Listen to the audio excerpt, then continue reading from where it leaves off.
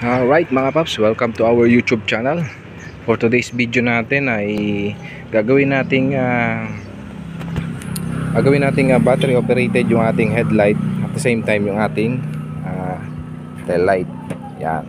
Okay.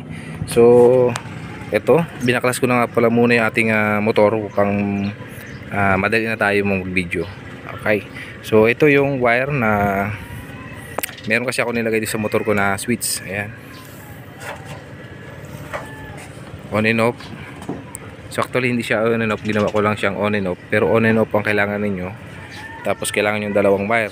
So maalin dito ang ikakabit ninyo, doon sa regulator rectifier or dito, o yung isa ay dito sa maalin dito. Yan, maalin dito ay kabit ninyo dito. And then ito ay sa regulator rectifier, maalin dyan sa dalawa niyan. So ayan, hinahanap ko muna yung ating regulator rectifier. Yan, nilabas ko na. Ito, nagalaw na rin siya. May putol na rin yung regulator rectifier. So ang gagawin nyo dyan, yung dilaw na yan. So ang gagawin natin, puputulin natin yan kasi ito ay sa headlight at saka tail light. So pinagsabay na natin. Pero kung headlight lang ang gagawin ninyo, dito nyo kukunan sa switch ng high and low. Yan. Yung dilaw dyan, ito. Yung dilaw to, nagalaw na rin to. Pinutol na yung dilaw. Ito yung dilaw niyan, dilaw yan. Oh. Yan. So putulin nyo lang yan dyan. Dito nyo ikabit yung isa, at yung isa ay dun sa. So ito, hindi na natin dito gagalawin, para isahan na lang, kasama na yung ating tail light ay dito na lang. Puputulin na lang natin yan. So papakita ko sa inyo na yan yung ilaw. Okay, papandarin muna natin. Ayan. So tutusukin natin siya. Ayan, oh. So yan. So kung bakit ako nagpalit, battery operated, dahil nagpalit ako ng yan, ilaw, para hindi siya masunog at mapundi agad-agad. Battery operated na natin.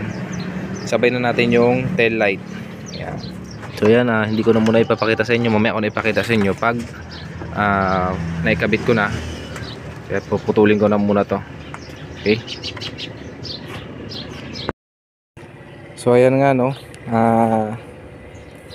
Itong isang wire nailagay na natin doon sa regulator rectifier. Yung dalawa doon sa mismong regulator rectifier, pag pinutol ninyo, takpan nyo na lang muna o tapean, no, yung dalawa na yun.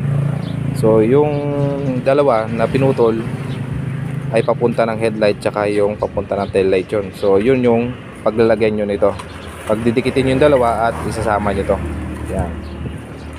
So itong isa, yung ginawa natin ay dapat ito yung pag sinusi natin ay tsaka lang magkakaroon ng supply. So dito sa dalawa nito, ang galing ng battery ang isa. Okay, yung isa naman ay papunta ng mga accessories wire natin. So doon tayo maglalagay sa papuntang accessories wire natin, hindi dito sa kung ano man yung galing ng battery dyan. So paano natin malaman na pundi ang ating test light? Buti may tester tayo. Lagay na sa bolt. Ayan. So lagay nyo isa sa negative o sa ground, body ground. And then itong isa, test probe, alin kahit magkabaliktad, tusok nyo dito kabila.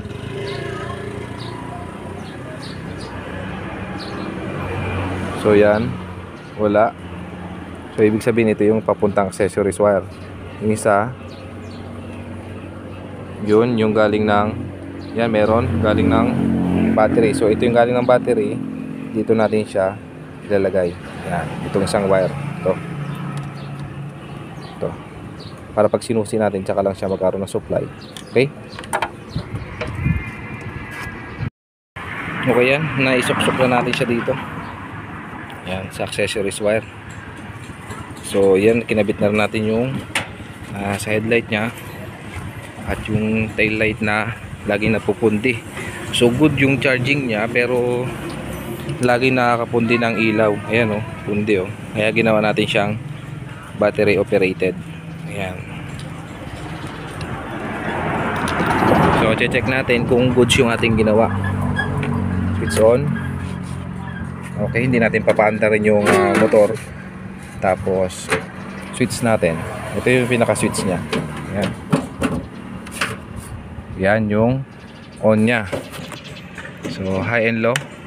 High and low. Yan, high, low.